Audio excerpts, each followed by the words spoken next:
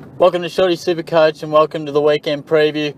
Coming to you from the road today. I finished work a little bit later, so just making my way down to Geelong. Got the next couple of days off, so thought I'd do it on the road. And don't worry, there's nothing illegal going on. Just got the recorder going as I drive, so there's no illegal business. But thought I would try and get this one out by half time. See how I'm tracking, see how the upload speed's going. But hopefully around half time you guys can take a tune in on this one and after the game. But look, at this stage of the season, messages later in the week do come a little less relevant, and there isn't always as much. Sometimes weeks are quieter than others, but I really do think there's one clear message this weekend, and that is Operation Bring In Jake Lloyd. I think it's absolutely clear cut to bring him in. Certainly is as cheap as we're going to see him. I think he's about a 411k.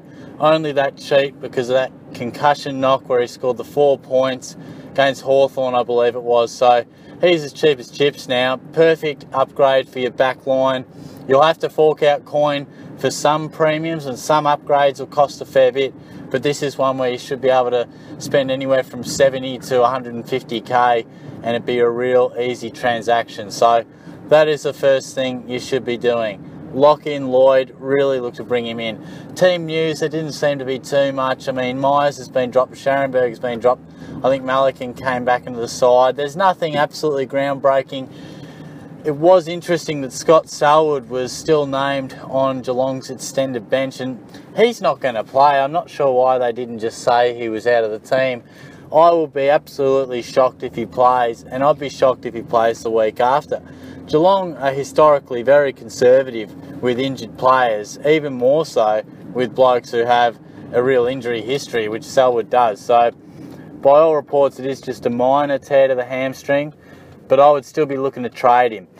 And not even just for the fact that you'll likely have a zero for this week, but the fact that, you know, he's probably almost peaked. I know he was scoring hundreds quite regularly prior to that injury, but his break even is 74. And I think that's probably about a par. The fact is that he'll return off a mini little break a couple of weeks out.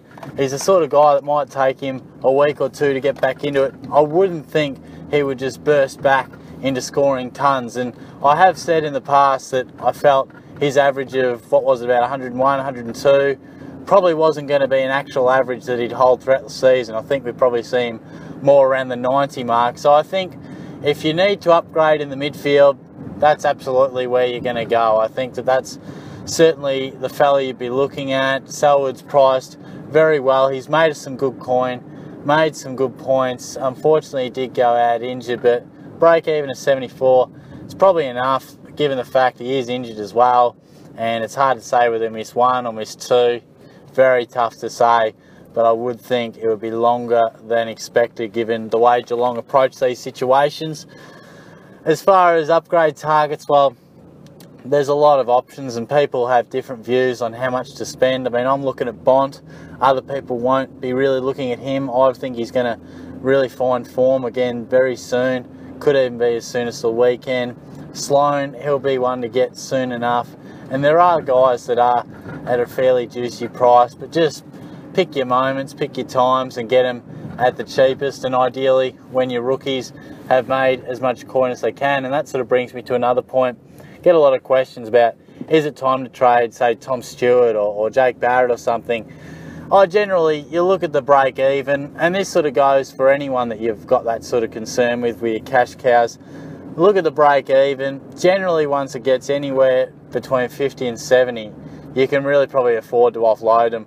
They might come out and score 65, but it's probably only 5 or 10,000 you're going to miss out on. It's not really that important if it stops you from making an upgrade, because you do have to tread that fine line of making enough money and making as much money as you possibly can from each trade, but also not missing out on points. So, of course, 5k doesn't equate to 40 points. 40 points doesn't sound like much, but it is a lot of ranking points, particularly week upon week upon week.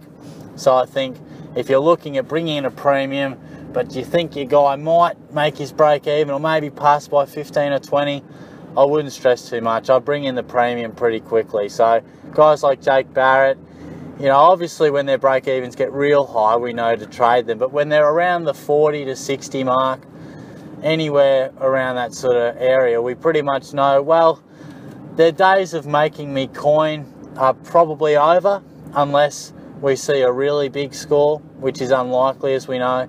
But equally, they're probably not going to lose me too much money, barring an absolute stinker. And then again, you probably stand to lose 5 or 10k, stand to make 5 or 10k. So really just base it on how important it is to bring in a premium or potentially other options. Other things to talk about, I don't think there was stacks.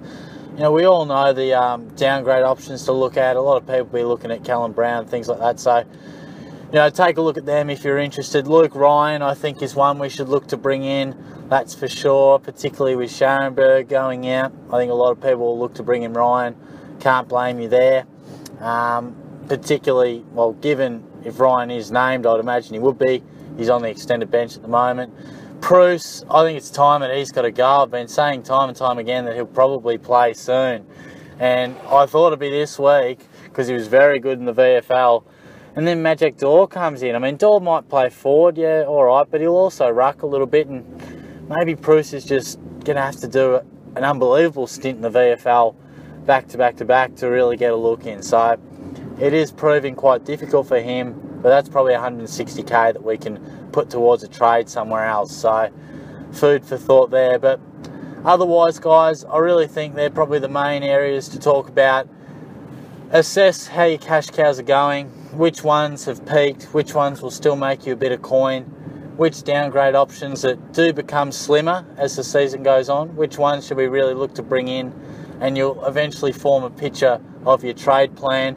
Tie that in with which premiums are on your radar, when you feel that they'll hit their base salary. You know, look at Sloan, his last game, or what was it, the 63.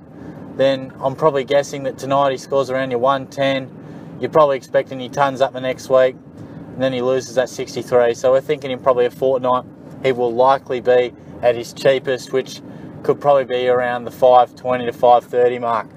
Again, he could come out and score 170, and it throws our plans out. But as I always say, play the percentages and what is most likely to happen. That's all we can do when we look forward with our trades. So I think they're probably the main things.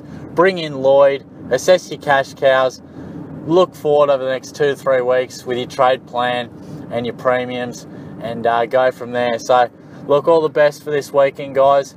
Hopefully you enjoyed this little video, and hopefully it can help you out for not only tonight but throughout tomorrow as well when the finalised teams come out. So I'll be back pretty soon, be back on Monday or even Sunday night possibly to get stuck into my SuperCoach press conference. So once again, thanks as always, subscribe to the channel, and I'll catch you soon.